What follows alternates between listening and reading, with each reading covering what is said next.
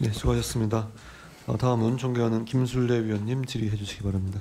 네, 차관님 고생이 많으십니다. 어제 언론을 통해서 보니까 봉변도 당하시고 고생이 많으신데요. 그 2017년 국립중앙의료원 그 재난 상황을 대비하기 위해서 우리가 이동식 병원에 대한 예산을 50억을 출연을 하면서 이게 만들어졌죠. 근데 이것의 그 가상 실행이라든가 이런 걸 한 적이 있나요? 이동병원. 제가 저 기억을 못 하고 있습니다. 누구 네. 아시는 분 전문?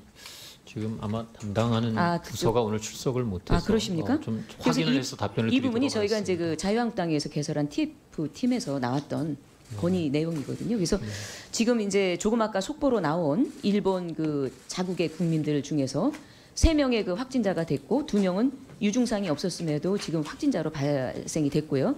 이런 부분은 우리가 이제 우리 자국민을 지금 모셔오기로 했지 않습니까? 그렇다고 한다면 그분들을 위시하여 일반 지금 그 들어오시는 공항을 통해서 오시는 공항의 검역이 굉장히 중요한 상황이다. 그래서 그때 저희 전문가 그 TF팀에서도 이 이야기가 나왔던 것이 이 이동식 병원이 지금 한 번도 실행한 적이 없다고 합니다. 이 보고서에 의하면은 제가 이제 이것을 하기에 그 중앙의료원에도 제가 확인을 했었고 실행되지 못했는데 이것을 아마 작년도 10월쯤에 가상 훈련을 예비 훈련을 한 번 한 걸로 알고 있어요. 그 외에는 실용하지 않았는데 이것을 실질적인 그 공항 내 검역의 완충성을 하기 위해서 완벽성을 좀 기하기 위한 것으로 극대화하는 것으로 설치 운영을 하면 어떻겠나 이런 의견이 있었습니다. 그거 한번 차후에 그거 한번 그 논의해 보시고요.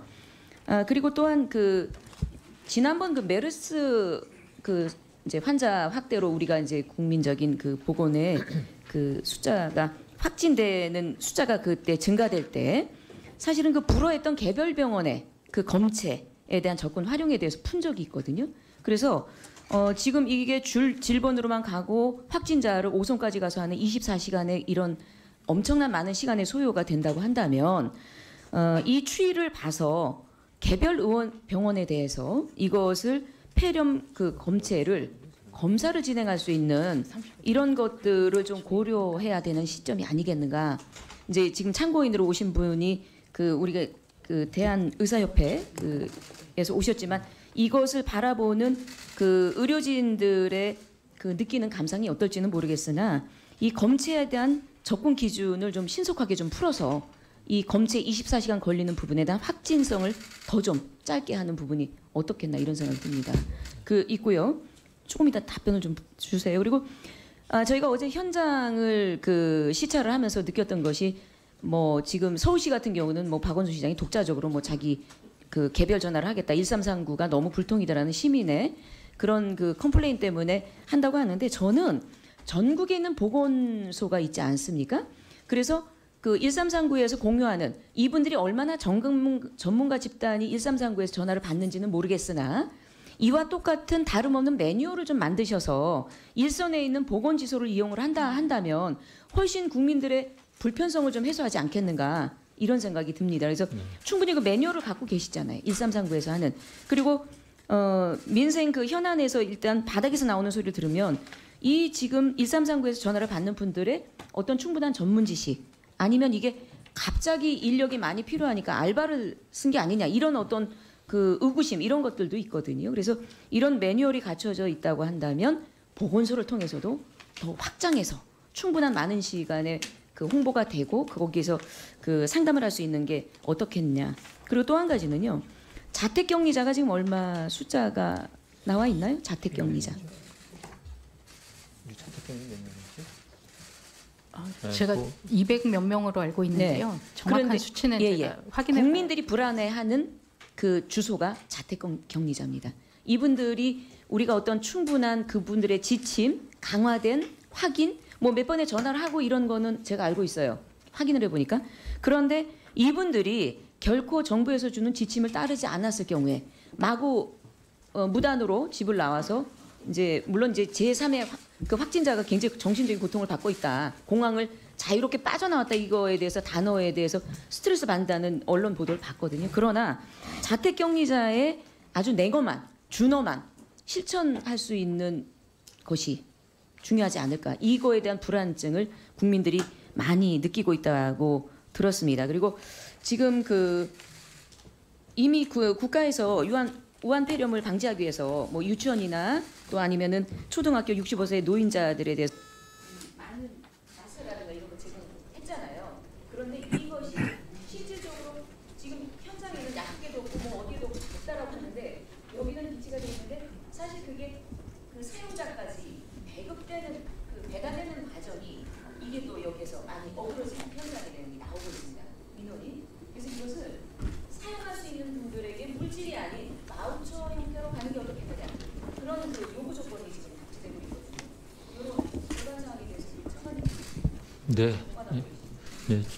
존경하는 김순례 의원 여러 가지 그 좋은 그 의견에 대해서 감사하게 받아들이겠습니다. 그리고 그 몇 가지만 좀 그중에 그 좀 답변을 좀 드리면 그 검체 처리에 대한 소요 시간은 지금 저희가 6시간까지 당기는 것이 이제 아마 내일부터는 좀 그 가능할 것 같고요.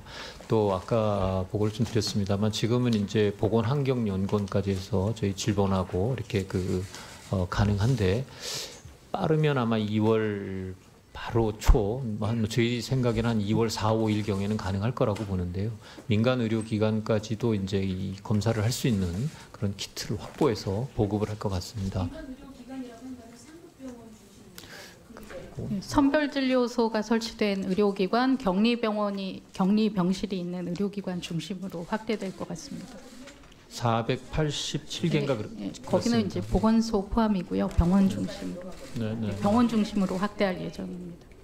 그렇게 해서 그 경우에도 6시간 만에 검사 결과를 받아볼 수 있도록 그렇게 2월 초까지는 조치가 될 겁니다. 그리고 1339와 관련돼서는 먼저 아주 절박한 상황에서 국민들께서 전화를 하셨는데 저희가 제대로 응대할 수 없는 뭐 이런 상황을 초래해서 먼저 송구스럽게 생각을 합니다.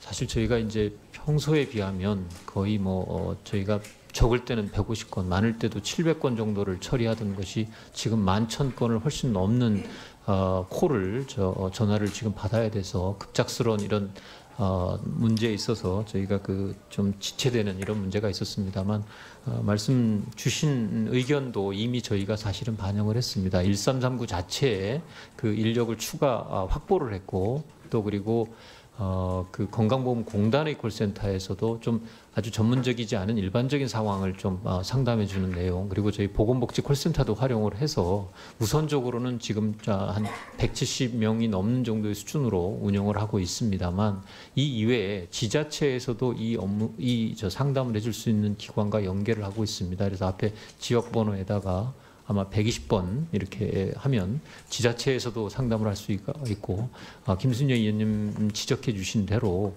보건소에서도 이 상담을 할 수 있도록 그렇게 지금 같이 안내를 하고 있습니다. 그래서 1339나 이런 지자체 그리고 보건소에서 안내를 받으실 수 있도록 이렇게 안내를 하고 있습니다.